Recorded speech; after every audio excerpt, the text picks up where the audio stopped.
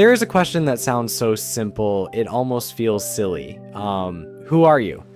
3 words. You have probably been asked this question 100 times, and yet, if someone sat you down right now and said, tell me about yourself, you might freeze. You might say your name, maybe your age, maybe where you go to school, and then nothing. That is completely normal.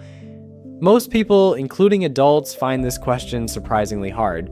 Not because they do not know themselves, but because nobody ever taught them how to think about themselves clearly. Today, that changes. Let's start with the biggest picture possible. You are a human being. That means you are not just a name or a face or a student or a child. You are a person with a personality, with values, with habits, with things you love and things you dislike, with strengths and weaknesses, with a past that shaped you, and a future you are still building. That is a lot. So let us break it down into 4 pieces. The first piece is your personality. Personality is the way you naturally are. Some people are loud and full of energy. They love being around other people. They talk a lot. They get excited easily. We call this kind of person extroverted. Other people are quieter. They feel more comfortable alone or with 1 or 2 close friends. They think before they speak. They need calm to feel happy. We call this kind of person introverted. Most people are somewhere in the middle. Are you someone who gets bored quickly and always wants something new? Or do you prefer routine, knowing what is coming next? Are you the kind of person who says yes to every adventure? Or do you like to think carefully before you try anything new? None of these is better than the other. They are just different shapes of human personality. Here is something interesting. Your personality is partly something you were born with and partly something life shaped in you. A child who grew up in a noisy, cheerful family might be more comfortable around people. A child who grew up reading alone in a quiet house might be more comfortable with silence. Neither one is wrong. Both are simply different human beings. The second piece is your values. Values are the things that matter most to you. Not things you own, not grades or trophies.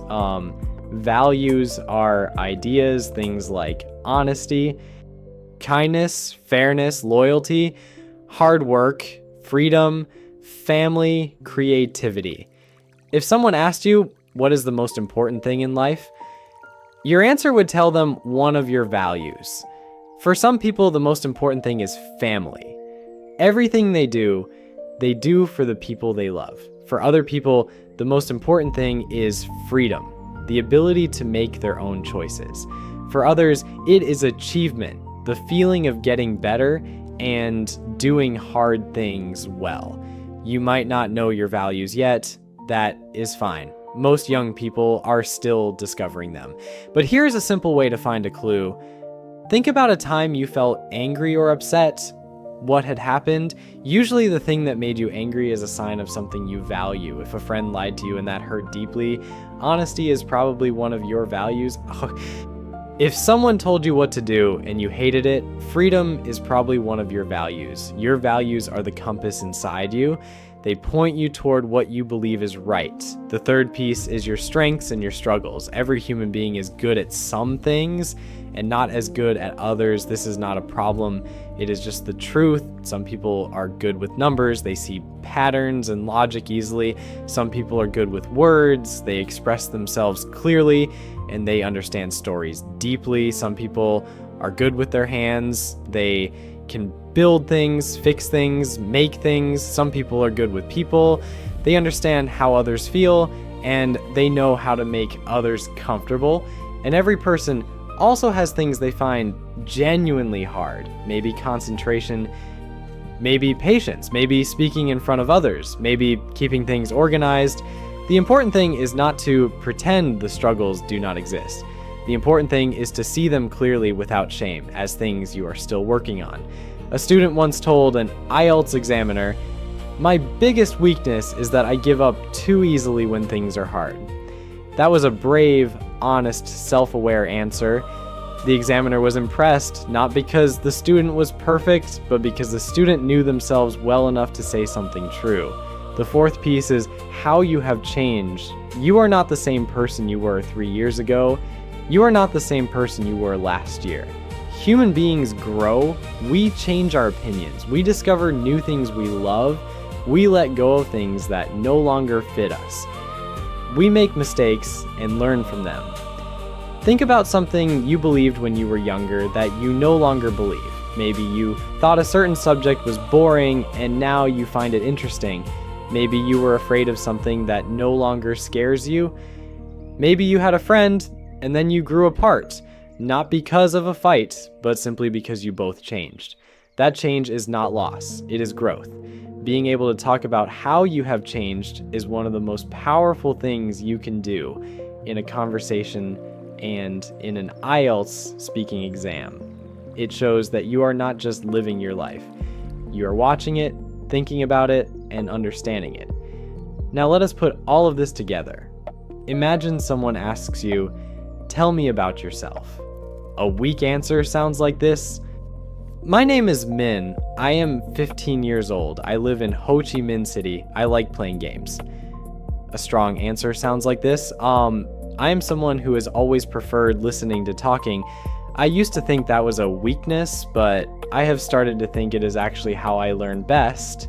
I care a lot about fairness.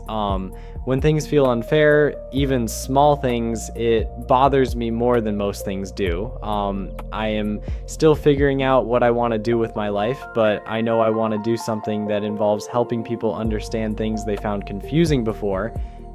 Both answers are from the same imaginary 15-year-old, but one shows a person. The other shows just a list of facts. The difference is self-awareness. Self-awareness means knowing who you are, how you think, what you feel, and why. It is a skill.